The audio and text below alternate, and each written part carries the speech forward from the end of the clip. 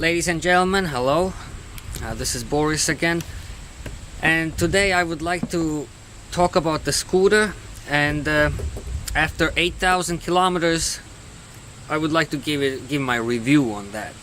So this is Tao Tao Evo 8,000 kilometer review, and I'll give you my opinion first, and then we'll go to details, and I'll probably show you a couple of things.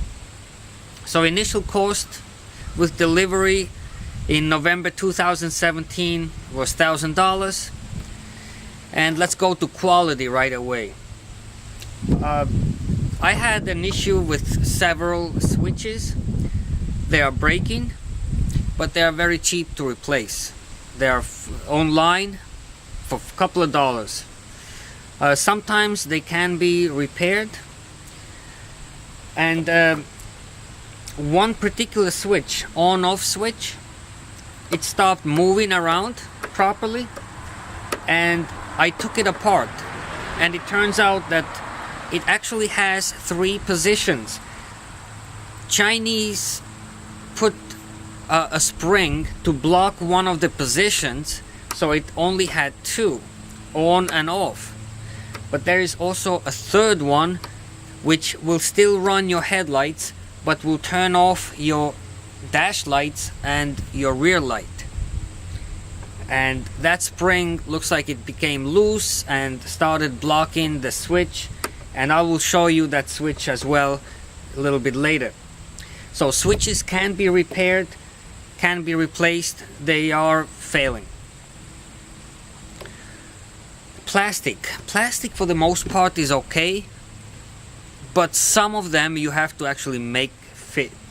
And I have a couple of places where I actually had to screw my own screws in, because plastic is at the same time very brittle, and if you are not very careful, and sometimes you really can't try to make parts fit, they can crack, they can break. I will show you that part as well. Speedometer is not accurate.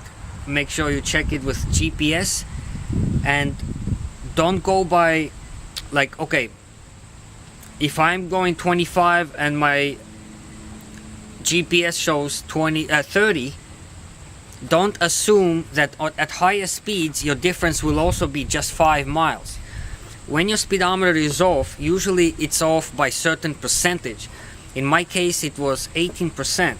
So between 10 and 15, that percentage will be a small difference. But when you go to speeds like 40 miles an hour, 18% can also already mean like 10 miles per hour. So it's not like, okay, I checked the increment here, that's 5 miles, that the increment will be across the board the same. No. So you have to calculate percentage, like, okay, 40 miles an hour, 18%, you get one speed. 20 miles an hour, 18%, that's the speed. I'll show you the speedometer, how I modified that as well. Engine, I'm very satisfied. Reliable, forgiving, simple. Variator, you can do many modifications with the variator. You can do many modifications with exhaust. I don't know how many of those I would recommend, because at the end of the day, your allowable RPM is still the same.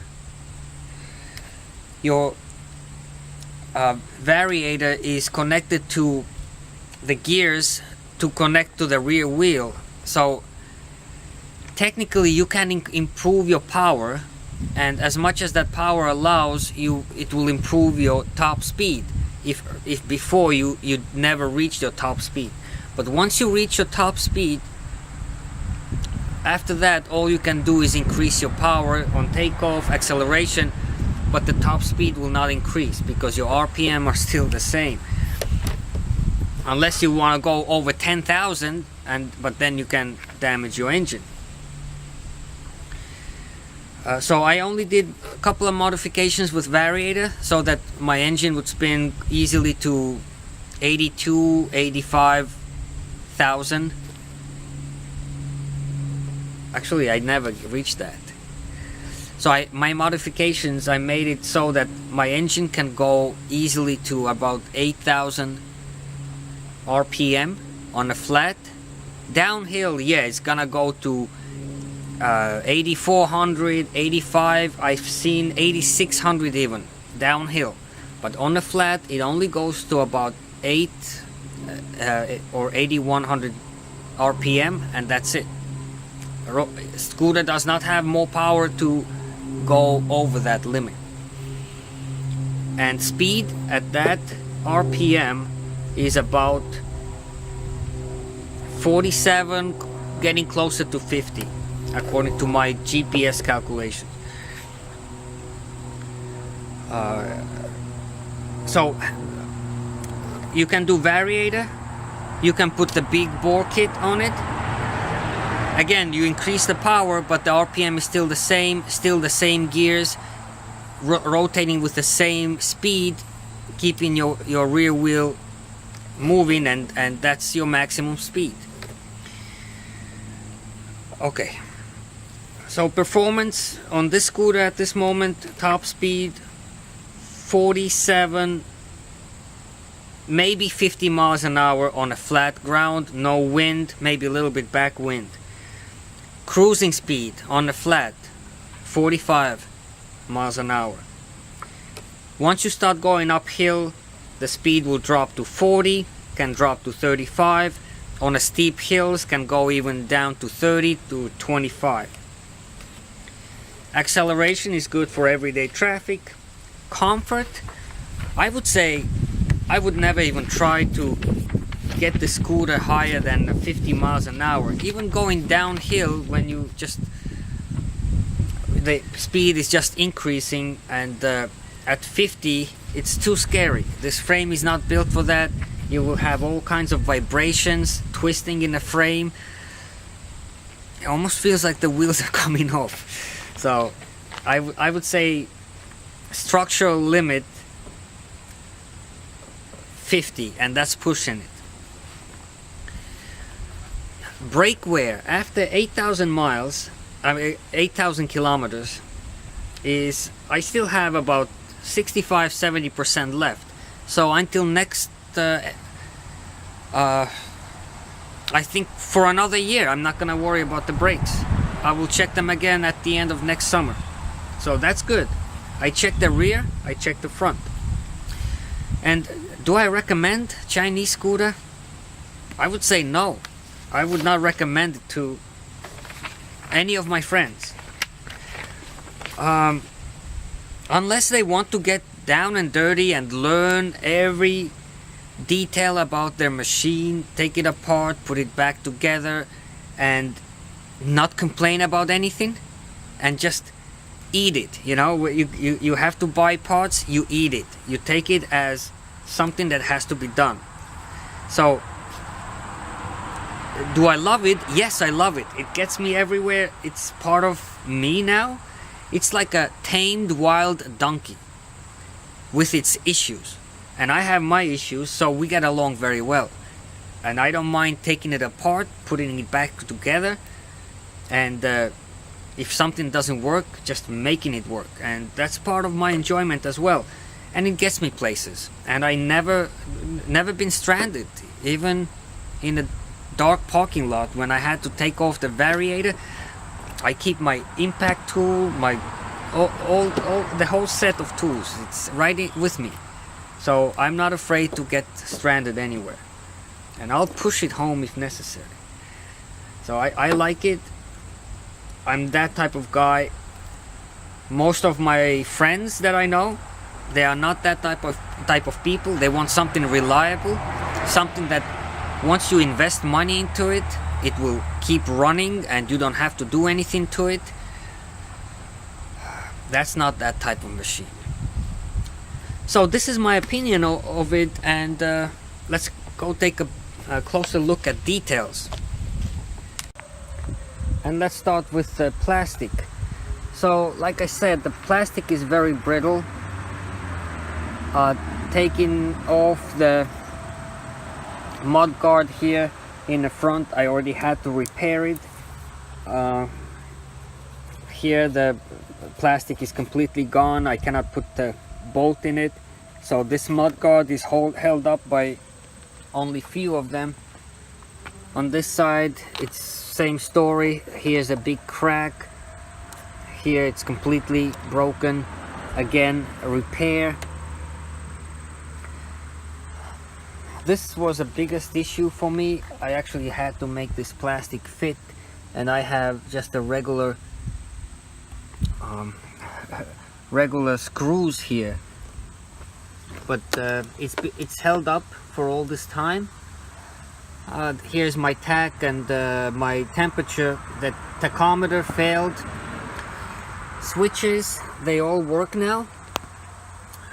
I had to fix this. I fixed the turn signal. I replaced only this one. This one, during the fixing, it broke. And this switch is what I was talking about. So it actually has 3 positions. This one, the scooter will start and you will run all the lights, accessories, and dash lights. And this one, the scooter starts as well. No dash lights, no rear light, only your headlights, and no markers, no marking lights either. So I guess this is for daytime, but they had a spring blocking that position. So, and if you look closely here, you have only 2 positions marked, off and on. But this switch actually has 3. Brakes are good. I never did anything to the brakes. As I said, 65 to 70% left. Ease of access to the engine, it's very easy. You just take off the box, your trunk from the underneath, 4 screws, and the whole engine is open. And from the bottom as well, you have a nice access. The plastic quality here, not good, but it's not pretty. Let's put it this way. Rust, yes, because it was used throughout the winter. The rest of it, the trunk is pretty sturdy. Of course, these things I bought on the aftermarket. This is my experiment. I was just trying to increase the airflow, and I experimented by drilling holes in the air filter.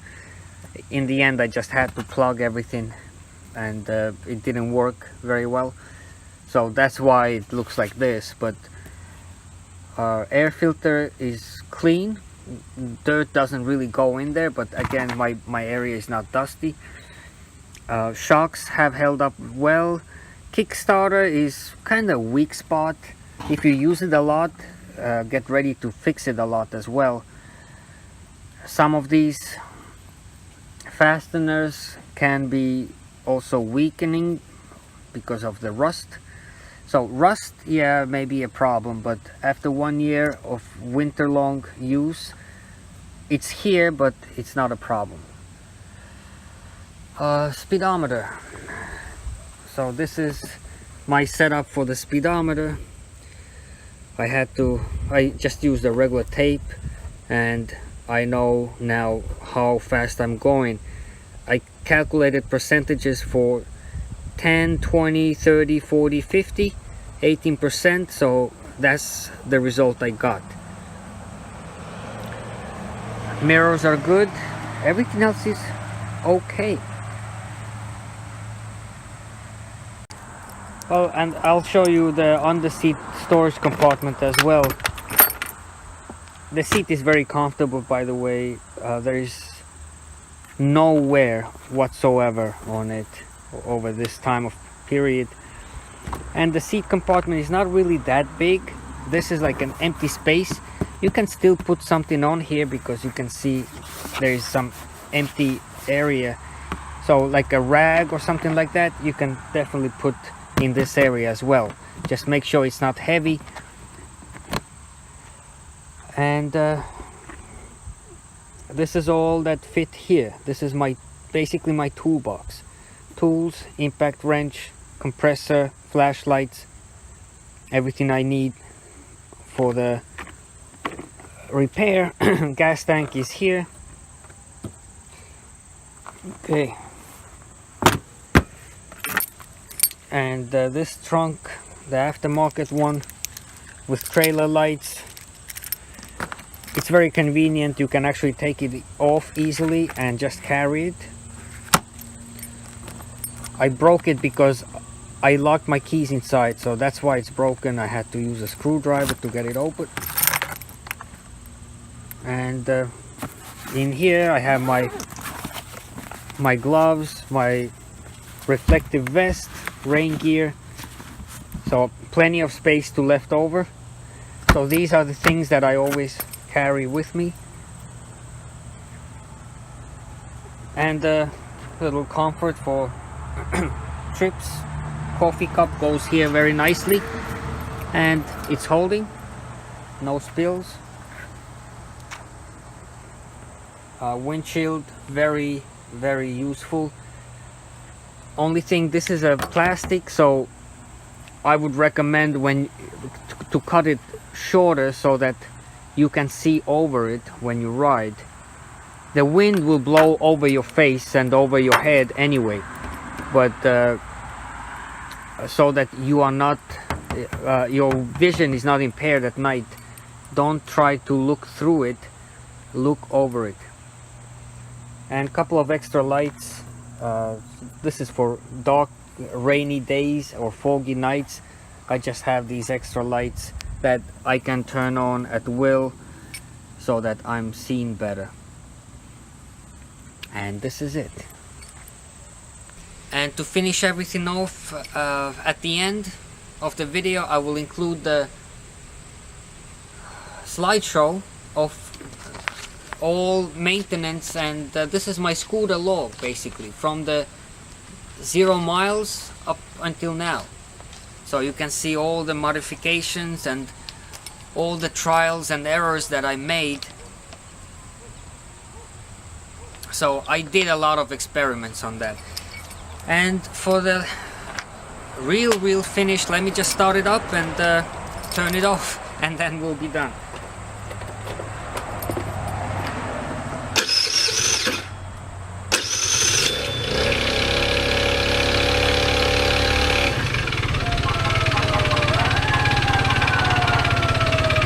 There's a fire truck coming right now.